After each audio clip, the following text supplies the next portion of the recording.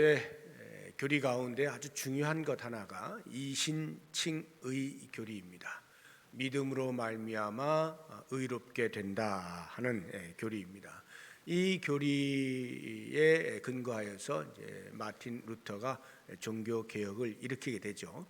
온갖 고행을 다 하면서 진리에 도달해 보려고 또 영혼의 참된 구원과 평강을 누려보려고 애를 썼지만 답을 찾지 못하는 중에 하나님의 말씀 속에서 마틴 루터가 해답을 찾게 되죠. 그것이 로마서 1장 17절 말씀인데요. 같이 한번 보겠습니다. 복음에는 하나님의 의가 나타나서 믿음으로 믿음에 이르게 하나니 기록된 바 오직 의인은 믿음으로 말미암아 살리라 함과 같으니라. 오직 의인은 믿음으로 말미암아 살리라. 믿음으로 산다. 이것은 이제 사도 바울의 이야기이지만 바울이 자기 말을 하고 있는 것이 아니라 성경에 이미 기록되어 있는 말씀을 인용한 것입니다. 그래서 이것이 신약의 개념뿐만이 아니라 구약에서도 이미 믿음으로 말미암아 산다, 믿음으로 의롭게 된다 하는 그 말씀을 해주고 있는 거예요. 우리 원래 이 말씀이 있었던 것을 우리 찾아보겠습니다. 하박국서 2장 4절인데요. 보라 의의 마음은 교만하며 그 속에서 정직하지 못하나 의인은 그의 믿음으로 말미암아 살리라. 그래서 이미 구약 시대 선지자 입을 통하여서 들려진 말씀입니다. 그래서 이 믿음으로 의롭게 된다는 것은 부분적인 진리가 아니고 성경 전체가 일관되게 우리에게 이야기해 주고 있는 이제 진리의 말씀이에요. 이와 같은 이신칭의 교리가 이제 우리 기독교의 교리 중에 하나로 아주 굵직하게 이렇게 자리매김을 하고 있는 것입니다. 그런 면에서 볼 때 우리가 지금 보고 있는 야고보서는 마틴 루터의 입장에서 볼 때에는 그다지 탐탁하지 않은 서신이에요. 그래서 지푸라기 서신이라 이렇게 평가를 좀 절하한 그런 말이 있어요. 마틴 루터뿐만이 아니라 마틴 루터를 지지하는 많은 신학자들이 이 야고보서의 정경성에 대하여서 나름대로 이렇게 의심하거나 또 질문을 던지거나 하는 이런 경우들이 지금까지 계속 신학계에서 있어 왔습니다. 왜냐하면 행함으로써 행함을 강조함으로써 이신칭의 교리에 상충하는 것 아니냐라고 하는 판단 때문에 그런 것인데, 오늘 우리가 읽은 말씀을 보게 되어지면 그렇게 많은 사람들이 의심을 할 만한 그런 구절들이 등장을 하기 때문에 그렇습니다. 예를 들어서 14절 한번 보세요. 내 형제들아 만일 사람이 믿음이 있노라 하고 행함이 없으면 무슨 유익이 있으리요? 그 믿음이 능히 자기를 구원하겠느냐 이렇게 하죠.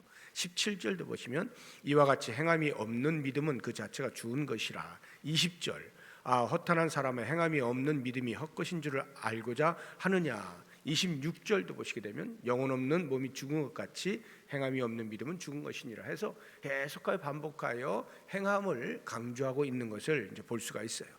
결정적으로 아주 선명하게 표현해 놓은 것이 24절인데요. 24절 우리 같이 한번 읽어보겠습니다.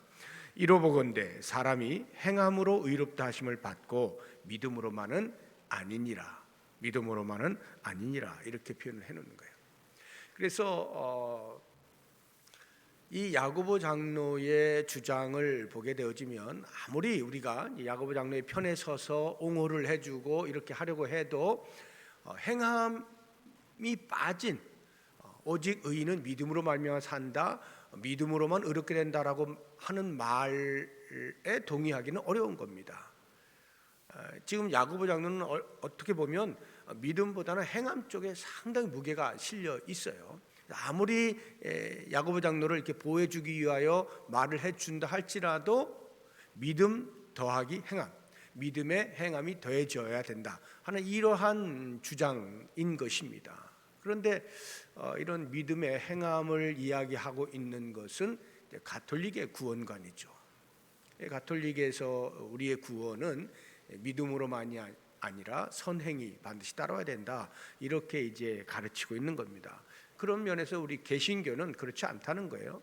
오직 믿음으로만 구원을 받는다. 믿음으로만 의롭게 된다. 이렇게 가르치거든요. 그렇다고 한다면 이 야고보의 이야기는 과연 어떻게 이해를 할 것이냐, 이 부분을 우리가 오늘 좀 생각을 해보려고 하는 것입니다. 야고보가 말하고자 하는 것은 믿음이 필요 없는 것이다, 믿음의 무용성을 말하는 것 아니고요, 또는 우리의 구원이라고 하는 것은 이원론적으로 믿음이 있고 행함이 있는데 이 두 가지가 같이 동시에 충족되어야만 되는 것이다, 이런 이야기를 하고 있는 것이 아닙니다. 야고보 장로 똑같이 믿음을 이야기해요.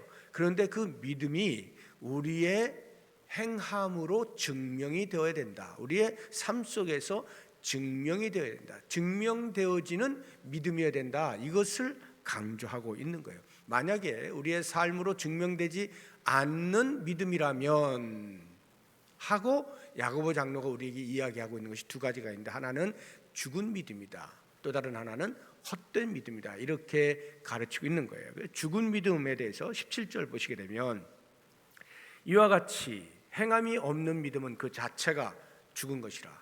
행함이 없는 믿음은 그 자체가 죽었다는 것인데, 그 앞에 보면 이와 같이 이렇게 돼 있잖아요. 이와 같이, 그 이와 같이라는 말은 앞에 먼저 설명해 놓은 그 것처럼 이런 말이거든요. 그러면 행함이 없는 죽은 믿음이 어떤 것인지 15절 16절 한번 보시기 바랍니다. 만일 형제나 자매가 헐벗고 일용할 양식이 없는데 가난한 형제가 있다 이 말이죠. 너희 중에 누구든지 그에게 이르되 평안히 가라, 덥게 하라, 배부르게 하라 하며 그 몸에 쓸 것을 주지 아니하면 무슨 유익이 있으리요. 우리 주변에 힘들어하는 그러한 형제 자매가 있는데 말로만 한다 이 말이에요. 아이고 잘 살아야 될 텐데, 아이고 먹을 것이 있어야 될 텐데, 말로는 하고 실제적으로는 돕는 행위가 없다라고 할 때 그것을 죽은 믿음이라 이렇게 이야기한단 말이죠. 입으로 하는 신앙을 우리가 구호신앙이라 해요. 구호신앙. 구호라고 하는 것은 이렇게 입구자에다가 부르짖을 호자를 쓰는 거예요. 입으로만 말한다 이런 말이에요.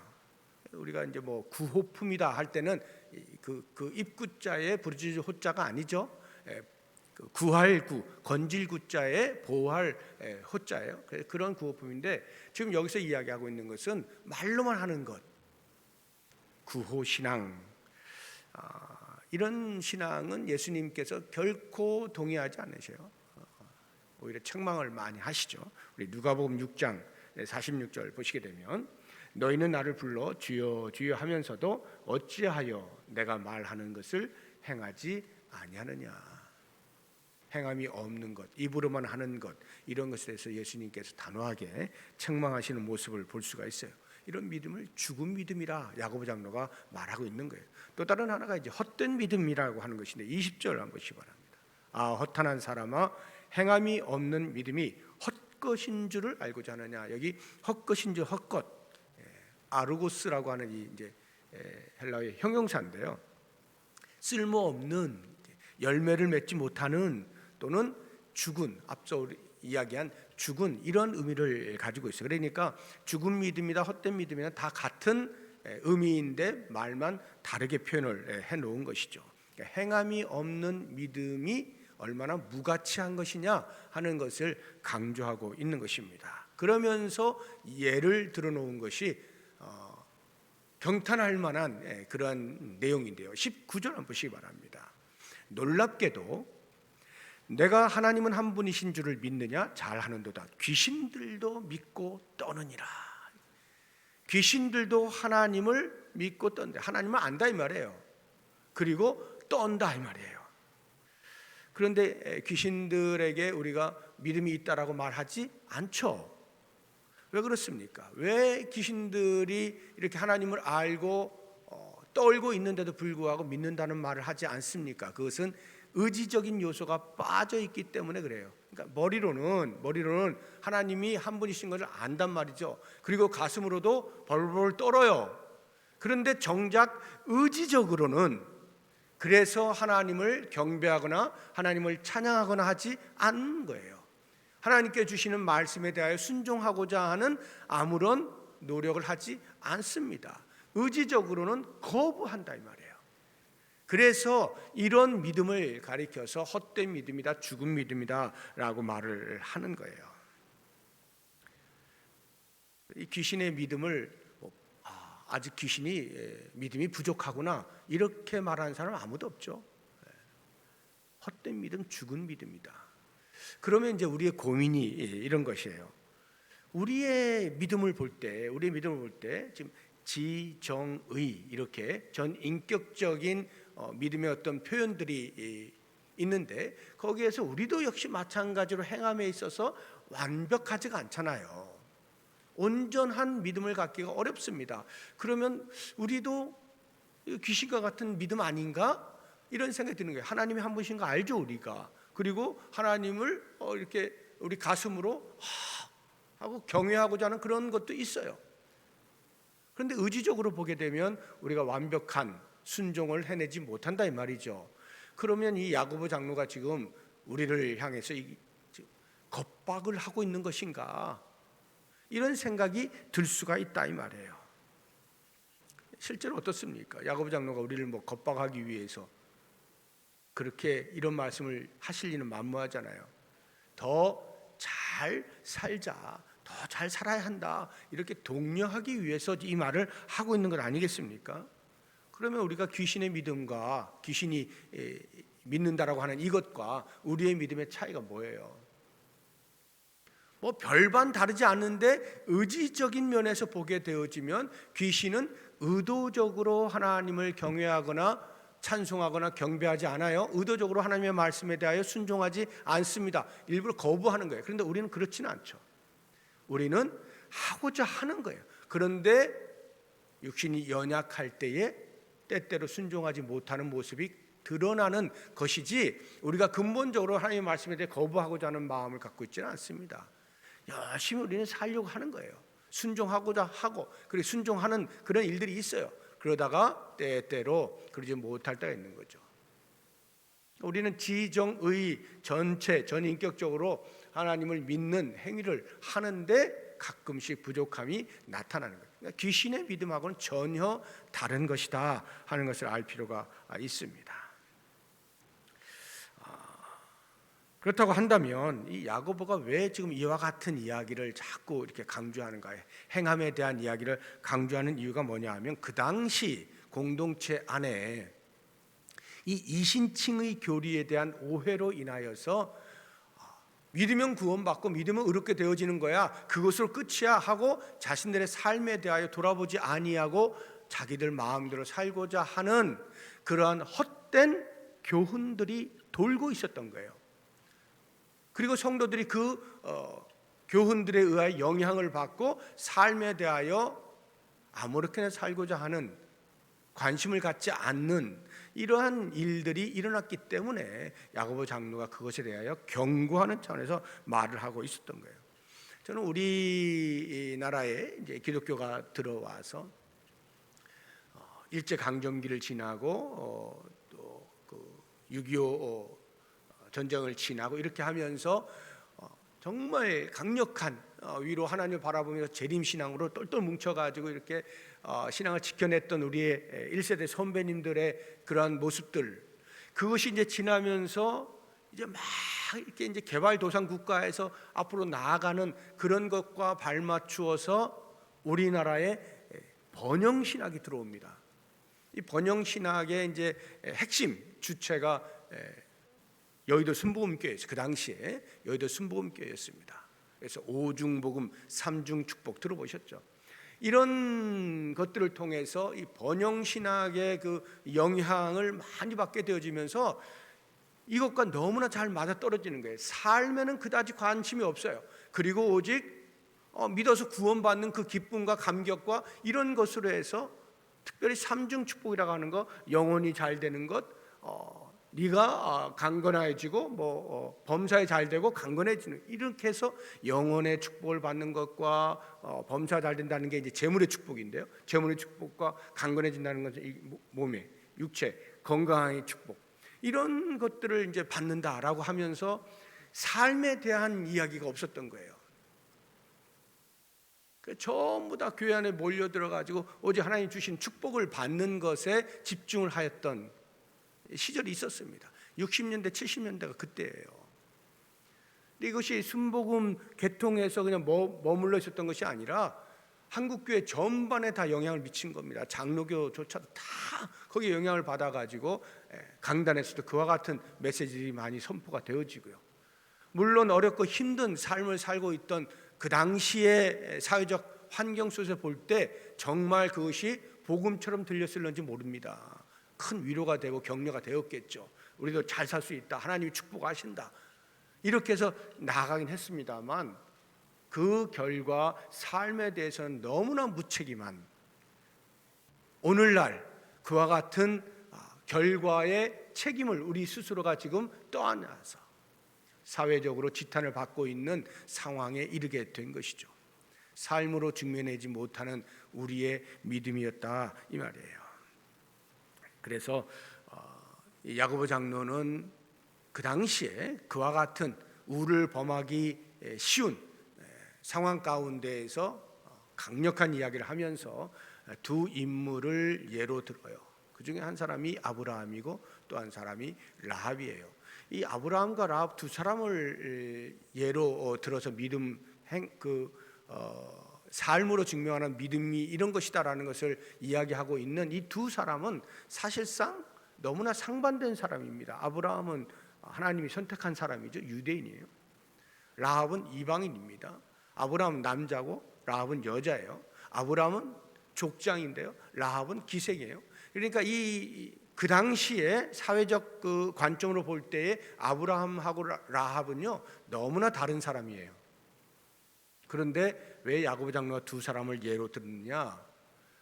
행함으로 그 믿음을 증명하는 삶에 있어서 그들의 믿음을 삶으로 증명했다라고 하는 차원에 있어서는 공통점이 있었기 때문에 이 두 사람을 예로 드는 거예요. 예를 들어서 아브라함을 보시게 되면 아브라함이 믿음으로 의롭게 되어진 때가 언제인가? 이 야고보 장로의 말에 의하면 21절 보세요. 우리 조상 아브라함이 그 아들 이삭을 제단에 바칠 때에, 이삭을 제단에 바칠 때 행함으로 의롭다 하심을 받은 것이 아니냐, 이렇게 이야기하는 거예요. 여러분들이 알고 있는 지식으로는 이때가 아니죠. 아브라함이 의롭게 여김을 받은 것은 이삭 바칠 때가 아니에요. 그보다 훨씬 이전입니다. 이 이삭 바치는 건 창세기 22장에 나오거든요.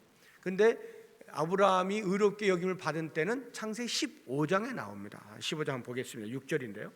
아브라함이 여호와를 믿으니 여호와께서 이를 그의 의로 여기시고. 그러니까 창세기 15장에서 22장까지는 시간이 상당히 지나 있습니다.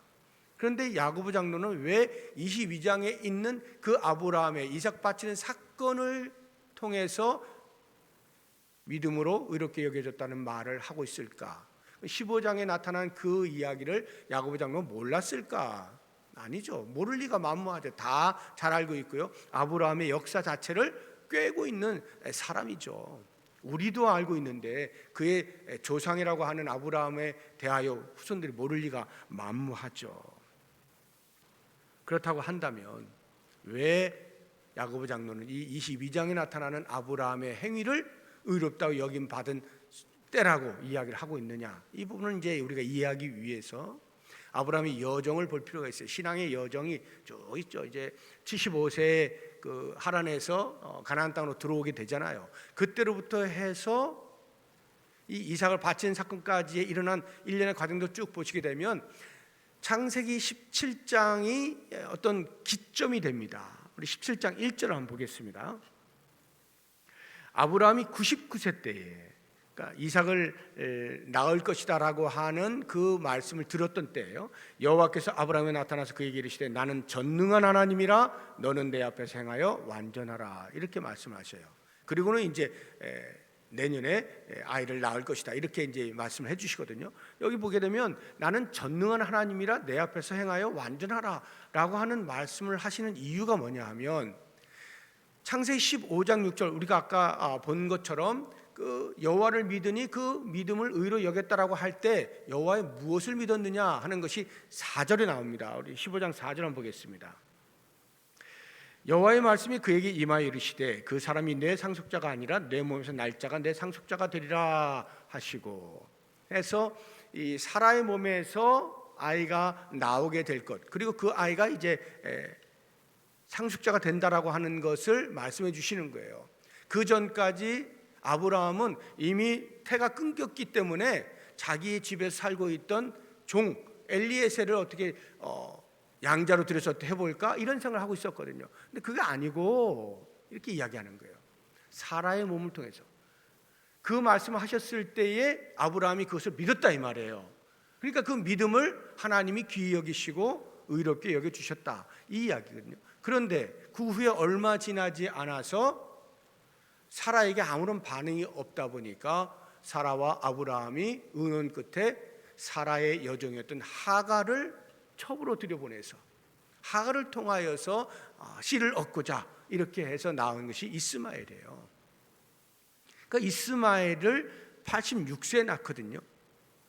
아브라함이 가나안 땅에 들어온 75세 때로부터 10년 후에 이 하갈을 이제 주거든요. 그래서 그 1년 후에 이제 아이를 낳으니까 86세에 이스마엘을 얻었다 이 말이죠. 그때로부터 하나님이 아브라함에게 전혀 나타나지 않으셔요. 그리고는 13년이 흘러서 99세가 되어서야 비로소 하나님께 나타나셔가지고 아브라함에게 하시는 말씀이 나는 전능한 하나님이라 너는 내 앞에 행하여 완전하라 이렇게 이야기를 하는 거예요. 그게 무슨 말입니까? 너 내가 한 말을 네가 믿어서 그 믿음을 의롭게 여겨 주었는데 왜 끝까지 기다리지 못하고 왜 끝까지 순종하지 못하고 그렇게 네 생각을 따라서 엉뚱한 일을 하느냐라고 하는 이야기예요. 네 아내 사라가 몸에서 아이를 가질 만한 아무런 근거가 없다 할지라도 내가 말하지 아니하였느냐 그러면 믿고 기다릴 수 있어야 하지 않겠니? 라고 하면서 나는 전능한 하나님이라 너는 내 앞에 행하여 완전하라 이렇게 말씀을 하고 있는 거예요. 바로 이 부분에 대하여서 그래서 야고보 장로가 그러한 아브라함의 일련의 과정들을 보면서 하는 이야기가 21절 이하의 말씀인 거죠. 오늘 본문 다시 한번 보십시오. 21절 이하를 보시면 우리 조상 아브라함이 그 아들 이삭을 제단에 바칠 때 행함으로 의롭다 하심을 받은 것이 아니냐 내가 보거니와 믿음이 그의 행함과 함께 일하고 행함으로 믿음이 온전하게 되었느니라. 이에 성경이 이른바 아브라함이 하나님을 믿으니 이것을 의로 여기셨다는 말씀이 이루어졌고 그는 하나님의 벗이라 칭함을 받았다 해서 야고보 장로가 볼 때에는 하나님께로부터 아브라함의 그 믿음이 인정받은 때는 15장의 그 사건이 아니고 22장의 아들 이삭을 바칠 때에 인정을 받았다 하는 거예요. 실제로도 그렇죠. 우리 22장을 보시게 되면요 12절에 이렇게 하나님께서 말씀하셔요. 사자가 이르시되 그 아이에게 내 손을 대지 말라 그에게 아무 일도 하지 말라 내가 내 아들 내 독자까지도 내게 아끼지 아니하였으니 내가 이제야 내가 하나님을 경외하는 줄을 아노라. 이게 무슨 말이에요? 비로소 너의 믿음이 영그럽구나 이 이야기를 하시는 거죠. 그러니까 그 전까지는 아브라함의 믿음이 죽은 믿음이 헛된 믿음이다 이렇게 평가하는 것이 아니라 유약한 믿음이었다는 거예요. 유약한 믿음. 그런데 그 유약한 믿음이 이렇게 아들을 바치는 행함으로 증명되어질 때 비로소 그 믿음이 단단하게 됐다, 온전하게 되어졌다, 영그럽다.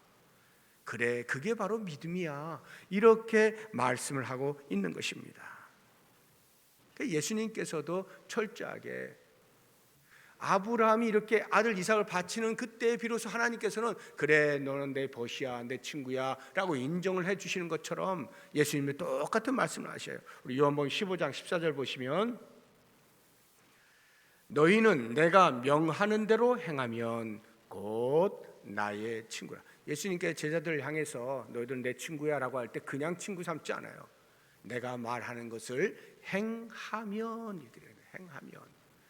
행함으로 믿음을 증명해 낼 때 비로소 내 친구라 인정해 준다 이 말이에요. 그 믿음을 인정한다라고 하는 것입니다. 라합은 어떻습니까? 라합도 별반 다르지 않아요. 우리 월요일 첫째 날에 제가 이제 라합에 대해서 간단히 말씀을 드렸는데 라합이 소문을 듣잖아요. 이스라엘이라고 하는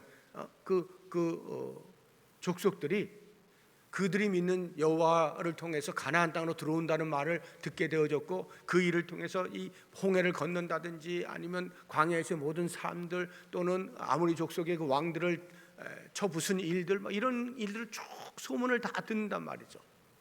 듣고는 어떻게 해요? 간담이 녹나져요. 마음이 막 녹고 정신이 혼미해져요. 무섭다 이 말이에요. 그런데 이와 같은 일들은 라합 혼자만의 생각이 아니고 라합 혼자만의 가지고 있었던 감정이 아니라 가나안 땅에 살고 있는 모든 사람이 다 똑같아요. 그런데 차이가 있다면, 라합은 그래서 정탐하러 온 그 두 사람을 숨겨주죠. 그리고는 그들에게 자신의 구원, 자신의 가정의 구원을 부탁을 하지 않습니까? 근데 다른 가나안 사람들은 다 어떻게 해요? 방어 자세를 취하잖아요. 못 들어오게 막으려고 하는 것이고 이렇게 하잖아요. 그러니까 들어서 알고 지성적인 믿음이 있고요, 간담이 높고 정신이 혼미할 정도로 이 가슴이 반응을 해요. 귀신처럼 말이죠. 그런데 다른 가나안 사람은 다 그렇게 해서 거부하는 거예요. 방어하려고 딱 준비하고 있는데 라합 혼자만이 그것을 인정한단 말이죠. 그리고는 정탐꾼을 숨겨주고 거기에 자신의 구원을 의탁을 하는 이런 모습, 지정의 전 인격적인 반응을 하는 거예요. 이것을 믿음이라 한다 하는 것입니다. 그래서 우리가 믿음이라고 하는 것은요, 사변적인 개념이 아니라는 것을 알 수 있어요. 또는 신비적인 개념이 아니에요. 신비하게 막 들떠가지고 감정적으로 어떻게 하는 그런 개념이 아니고, 철저하게 기독교의 믿음은요, 실천적이고 경험적 개념을 가지고 있는 것입니다. 그래서 머리로만 믿는 그러한 사람은요, 화석화되었다 그래요. 굳어져 있어요. 가슴으로만 믿잖아요. 그럼 막 구름 위를 둥둥둥 떠다니는 거예요. 철저하게 기독교의 믿음은요, 우리의 일상의 삶에서 우리 행위를 통하여서 그 믿음이 진짜라고 하는 것을 증명해 내야 되는 거예요. 이것이 기독교의 믿음이에요.